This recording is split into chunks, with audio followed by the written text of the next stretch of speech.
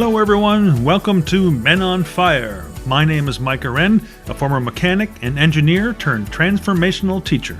And each week I'll deliver an inspiring message to help you excavate those repressed inner negative feelings and install new thoughts that will finally allow you to truly become the person you were born to be. Hey, one more thing before we get going. Are you feeling stressed, anxious, or frustrated these days? If you are, and you'd like a little help, go to calendly.com/soul mechanic booking and book a 15-minute clarity call with me absolutely free. That's Calendly, CALENDLY.com/soul mechanic-booking. Also, if you're looking for an accomplished public speaker to speak in person or virtually at your next event or meeting, I can help you out there too. Okay, let's get on with the show.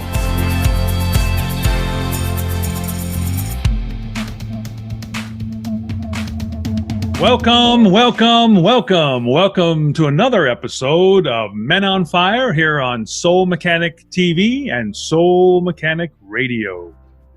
On today's episode, I want to talk about seemingly everyone's favorite topic these days, and that's anxiety. Yes, that's right.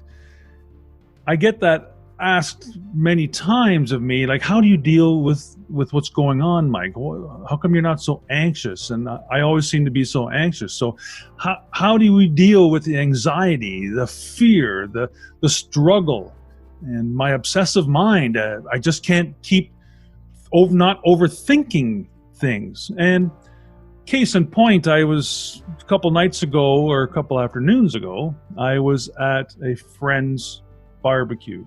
And of course, with the COVID-19 pandemic happening, there hasn't been many opportunities to get together with friends this year. And luckily the weather cooperated. We were outside. We were, appropriately socially distanced for the most part. And, 5 of these friends of mine I've known for 44 years. So I know them well. It was great to see them again.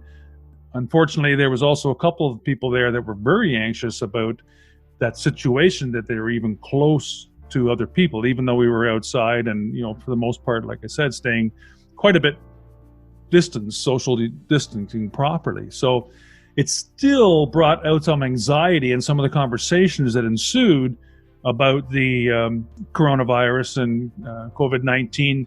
I could tell that they were very anxious of everything that's happening.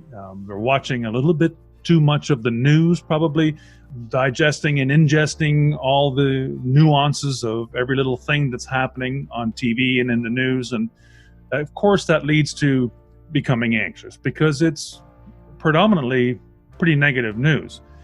And I know you need to know, and I probably watch 15, 20 minutes of the news every day to catch up on the headlines, so I know what's happening in the world, but I don't allow it to consume me, and I don't allow it to take over my life and enough to make me feel really anxious. So, how do we overcome our anxiety then? Well, the real simple answer is just stop worrying about it.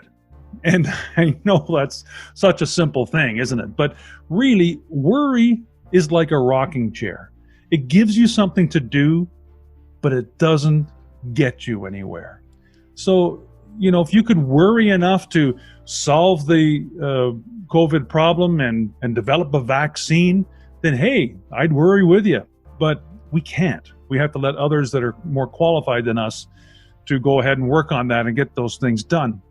So I don't worry about that. I don't stress about that. But I understand that people do, because our minds are definitely skewed towards picking up negative things. And that comes from our amygdala deep inside our brain, that is kind of the reptilian part of the brain, that from years and years and thousands of years ago, that we always had to survival of ourselves, of our tribes.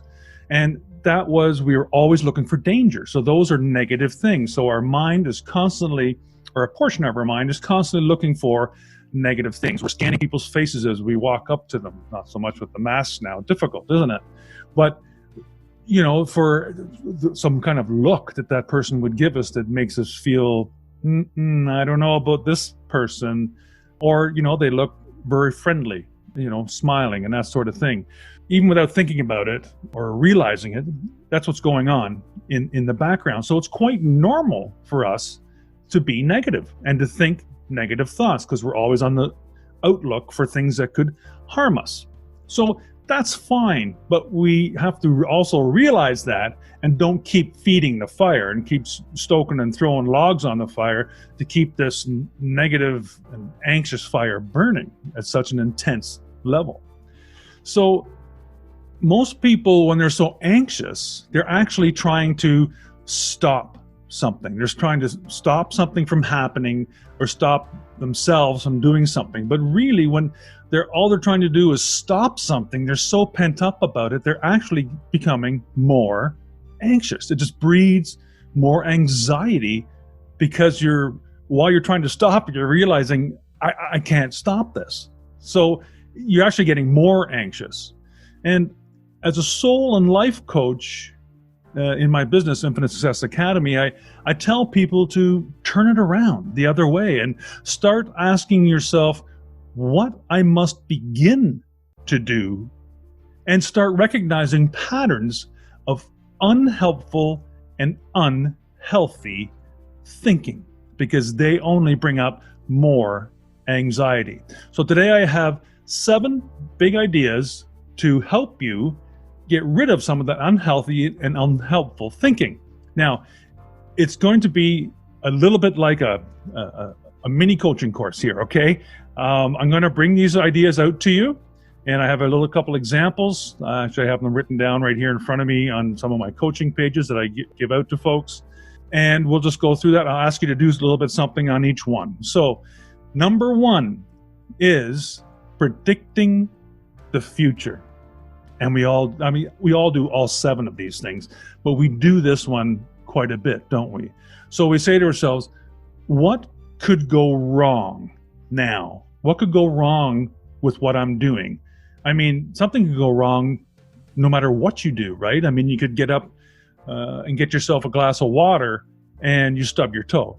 So if you constantly think of things that could go wrong, that in itself, of course, is negative thinking and probably unhealthy and unhelpful in the long term. So you can't constantly think that everything you're going to do, there's something going to go wrong. Because don't forget that I also coach that thoughts become things. And the more you think negative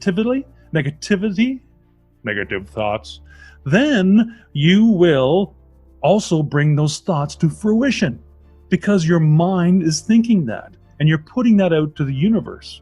And it helps attract those things to you. So I had an example here, for example, on one of my coaching pages. For example, you predict the future by assuming that you'll perform poorly at a job interview. I think we've all done that. Or you assume that someone will reject you before you even ask them out on a date. And that's another common one. And what I'd like you to do for each one of these examples, starting now, is think about or write down, if you're able to. If you're at home, you could grab a piece of paper and a pencil and write this down. To write down the last time that you predicted the future in an unrealistic or unhelpful way. So think about that or write it down.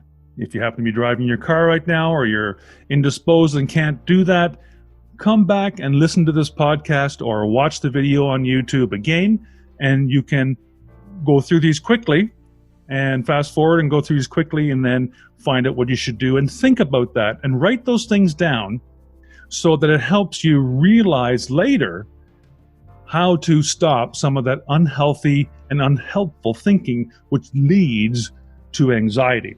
So we'll go ahead and go on with number 2. Big idea is mind reading.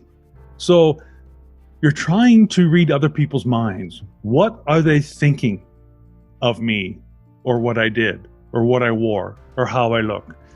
this is another so common one, right? We're constantly doing that and worried about what others thinking about us. And with social media, that's a huge one because it's the instant gratification of posting something on Instagram, Facebook, and oh my God, somebody didn't respond, quick enough, or what are they thinking? Or they said something that maybe in our view is negative, but really they were trying to give us some constructive criticism. But when you write it down in a post, on a text, there's no tonal inflection. There's no, you can't tell what their facial expressions were.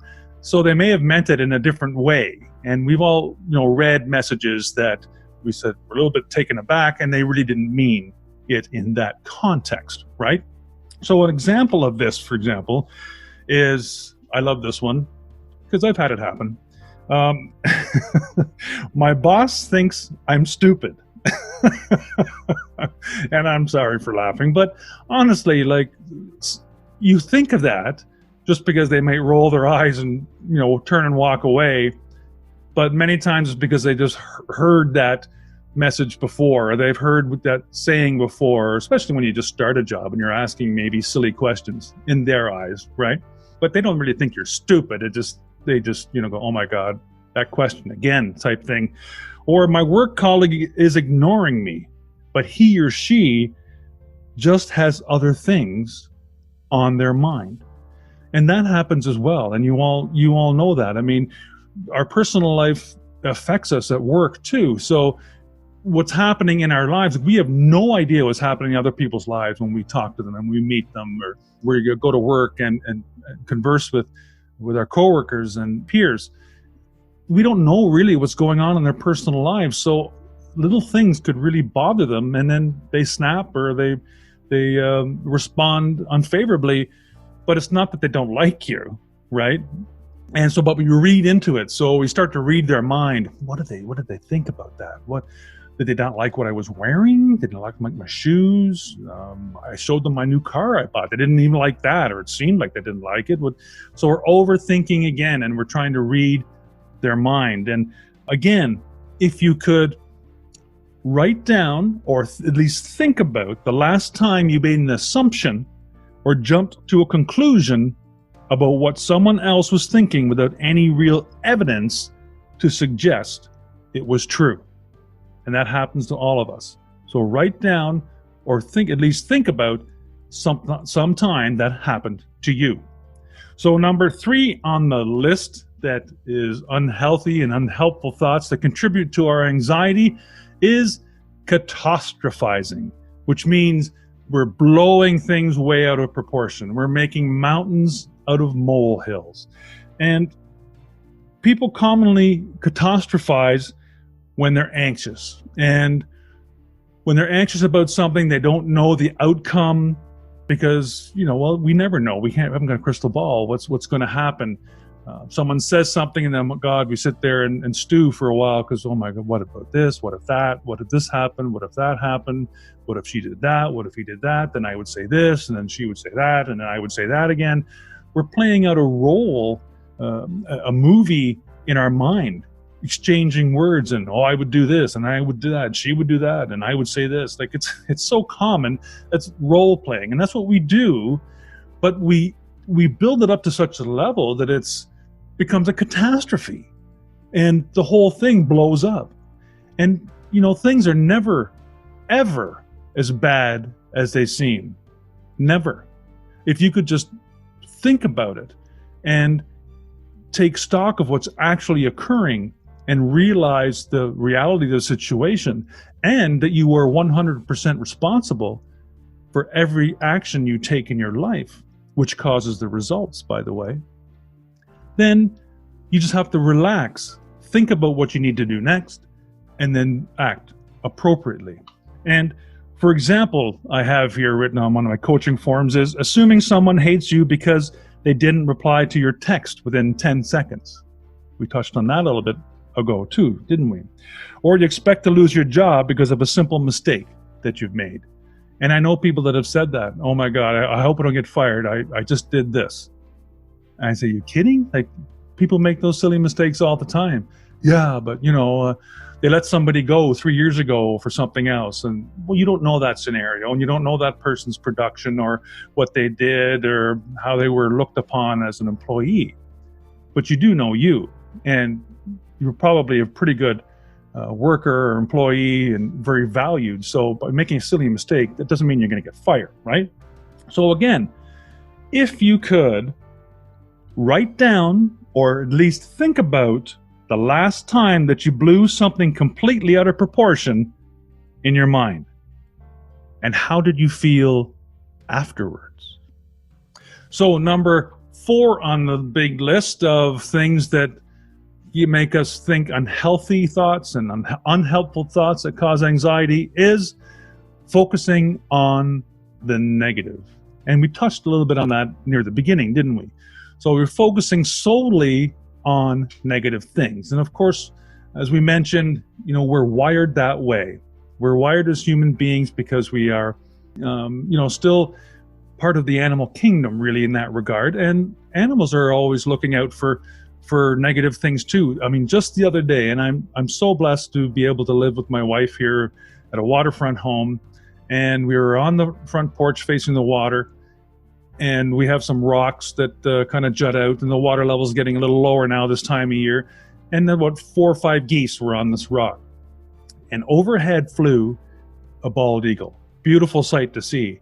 And then it flew by and I disappeared in the trees. I couldn't see it anymore, but then it circled back. And these geese that were on this rock, they had their bills tucked into their wings. They were kind of like having an afternoon nap, relaxing, resting.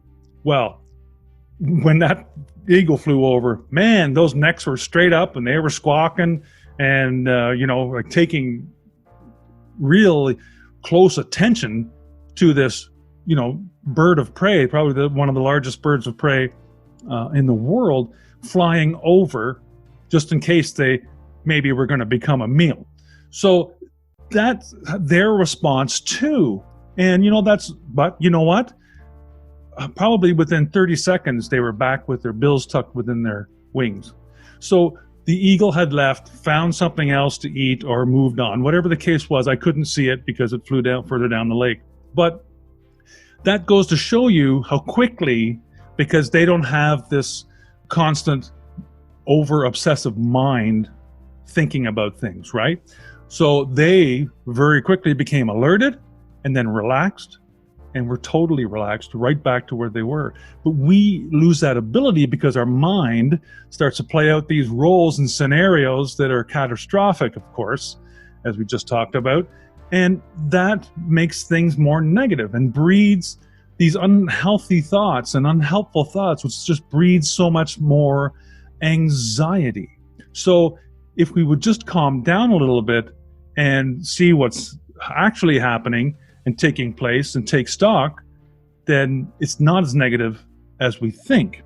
Yes, so focusing on the negatives, for example, focusing on the one person who doesn't like you rather than the other 20 that do. And once again, if you could think about or write down, when was the last time you focused more on the negatives than on the positives? And what would you have changed if you hadn't? So once again, these are all things that will help you by thinking about it or writing this down. Writing down is best because it's like your mind putting the thoughts on paper, and you reread and you really get to think about it. So this will help you analyze, why did you feel anxious? Why did you have those negative feelings? Why did you have those unhealthy and unhelpful thoughts? So let's continue now with number 5 on the list of 7 big ideas to help you deal with anxiety, and that is overgeneralizing. And that is when you focus on one instance where things happened. And we've all done this one too. So somebody does something to you that, let's say they were an Asian person and they treated you poorly when you went to a Chinese food restaurant or something. And then the next time you see someone Asian, you say, well, the other one was rude. They're all rude, every one of them. So you're painting everyone with the same brush. And I don't mean to single out Asians, of course. That's just an example that popped into my mind. It could have been anything from anybody, any race, creed, nationality, sexual orientation, whatever. We tend to sometimes think all those people are like that. They're not just, good as us, or they don't think the way we do. They're all the same, and that's terrible. That's never the case. I've traveled quite a bit around the world. And I find most people in most countries are very helpful, they're very warm, or very friendly. Yes, their cultures sometimes are a little bit different. Maybe they yell a little bit more when they talk. Hey, we all know people like that and cultures like that. Maybe they are a little bit straight and to the point.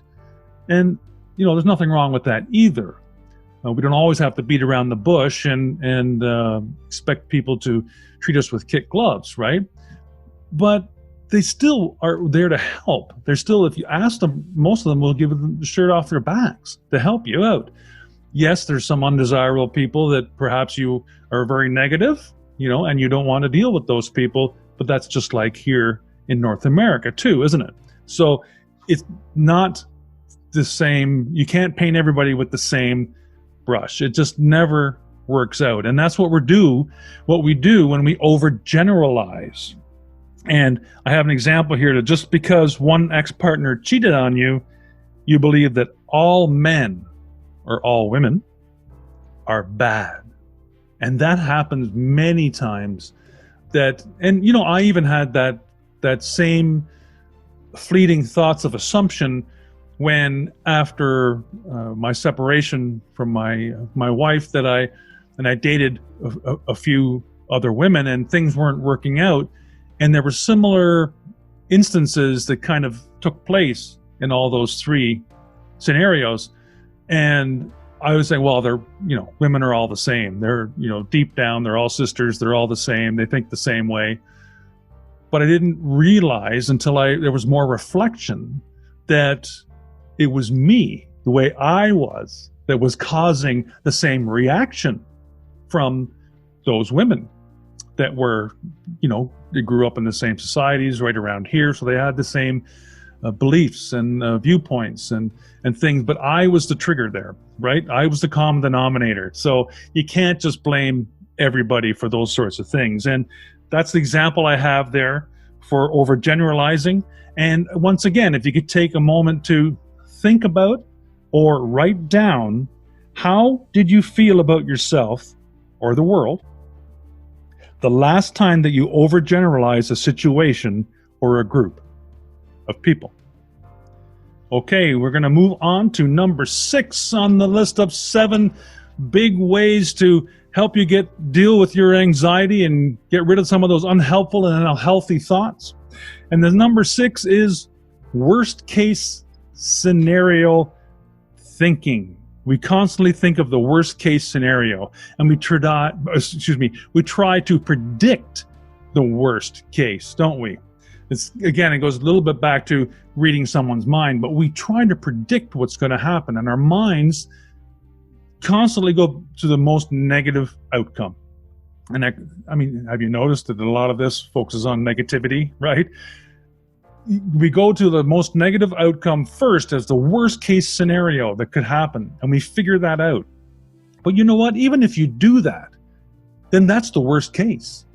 And rarely, it's probably less than 1% of the time that the worst case scenario actually takes place. So 99% of the time, with all the things that are happening to you in your life, is not the worst case scenario you're thinking of. So stop obsessing about it. Stop worrying about it. Relax a little. Take it a little easy. You do not have to worry that it's always going to be the worst case scenario, because once again, when you keep thinking that, you're going to bring that to you. It'll happen. And then you're just proving to yourself that thoughts do become things, right? And if that's happening, you've got a string of what you're calling bad luck, of things happening to you all the time. You are creating it. We're one of the universe's most ultimate creating machines. We create our own future.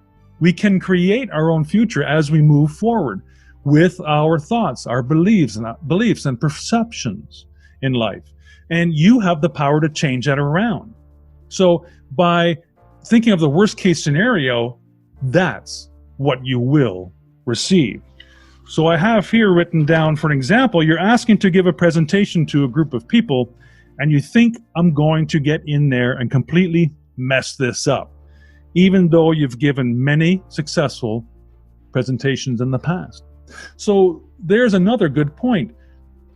How many good things have you done? We've all done, we lose confidence, although we've done something 20 times and done very successfully. Everything went off without a hitch.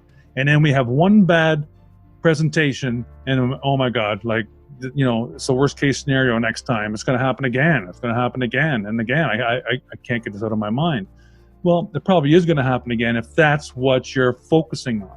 Think back to your successes, all the things you were successful at and what you were able to confidently do. That will help you think about how you can move forward in the future. And once again, if you could think about or write down this question to ask yourself, it will help you reflect and help you deal with this worst case scenario thinking. How did you feel the last time you imagined the worst case scenario of either a situation or a set of circumstances you were facing? Now, the last one, big idea that will help you get rid of some of these unhealthy and unhelpful thoughts to control your anxiety, number 7 is labeling. And by that, I mean you actually give yourself a label. So the words I am, and often shortened to I'm, right? I'm anxious. That tells you that you're anxious. But if you don't say that, if you say, no, I'm a positive thinker, I'm somebody who moves forward in my life, I look for new avenues where I can succeed, I've had past successes, that's who I am. If you say you're anxious and you're obsessively thinking and you accept the worst case scenarios will always come true, that's what you're creating. Once again, you can create your life, and what you tell yourself you are, especially when it comes out in words. Thoughts are one thing. When it comes out in words, then it starts to become truth because you're listening to it and you're telling yourself you're that. And you're the most important person in your life. Listen to you. Don't listen to others. You don't need anybody else's approval to do anything or be anything in life. You just need yours. So don't obsess about those things that you're calling yourself. And, for example, I wrote down here, I'm always anxious, even though this is not always the case, or I'm not good enough because you failed at something, even though there are many other things that you're good at. So it's just what we talked about, isn't it? So if you could think about or write down what labels do you currently define yourself by, and are they complementing your life? If not, which ones do you need to dump? So once again, these little excerpts at the end of all these 7 things will help you deal with these unhealthy and unhelpful thoughts, which are creating your anxiety. So these are ways to help you deal with your anxiety, at least in the short term, and hopefully you'll be able to move forward and get comfortable with feeling uncomfortable, especially in today's society. Many times we're uncomfortable, we got to put our masks on to go to a store and those sorts of things. We have to get comfortable with that. We don't know how long this will last. Maybe it'll never change. Maybe this time next year, it's very similar to what we were experiencing prior to the virus. So you can't really get rid of anxiety. It kind of creeps up on us because it's a feeling. But anxiety doesn't exist in the physical world. If I tell you to go out there and get me a bucket of anxiety, you're going to bring me an empty bucket. Because in the physical world, anxiety or stress doesn't exist, but they're feelings created by the way we think. And the way we think causes the way we feel. And the way we feel causes the way we act. And the way we act gives us the results we get in our life. So these feelings and emotions are a huge, huge part of this. They're actually like the huge lever that you need to pull in order to feel a certain way or to have things happen. So you need to try to move forward. And one of Einstein's famous quotes that I quote quite often is, nothing happens until something moves. And I know he was thinking about more in a scientific aspect of this, but still, it's the same thing. We're all molecules and energy, and that's all we are. And we can't make changes in our life until we move forward. Sitting on the couch, eating a bunch of chips, watching 7 seasons of Netflix, that's not going to help your unhealthy and unhelpful thinking or your anxiety, is it? I'm not saying that that's not something you could do once in a blue moon, but every day is not good for you. So, you have such great strength in your abilities, more than you ever imagine. If you could just harness that, stop that negative thinking, think more positive thoughts. I know, and I'm not trying to be really on the positive thought bandwagon here, but honestly, they're much better than negative thoughts. So why not switch and think more positively and think about back to your past successes instead of your impending doom and failure.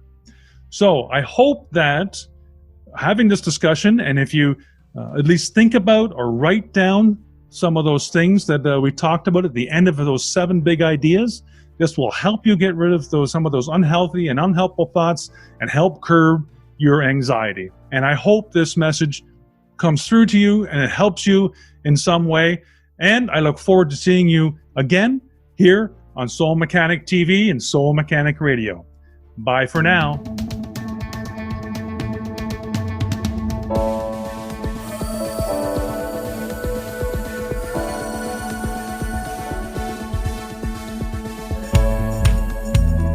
Hey, are you having trouble living the life of your dreams? Guess what? You're not the problem. It's not that you're not smart enough, deserving enough, or even hardworking enough. The problem is that you haven't yet installed the one key belief that will change everything. Want to know what it is? You're the one. That's right. You are the one. The world is waiting for you to give it that one special gift that only you possess. Want to find out more? Head to my website at micahwren.com to order my new trilogy, You're the One. The first 2 books are available together in an omnibus book with the exciting final installment of the series available soon. And while you're there, download a free ebook or 2 to help make a difference in your life today. Thank you so much for listening to today's episode. As always, keep what feels good and dump what doesn't. And remember, live without judgment, give without expectation, and love for no reason. Follow those 3 simple expressions and you'll be well on your way to an inspirational, intentional, and successful life. Until next time, you're the one.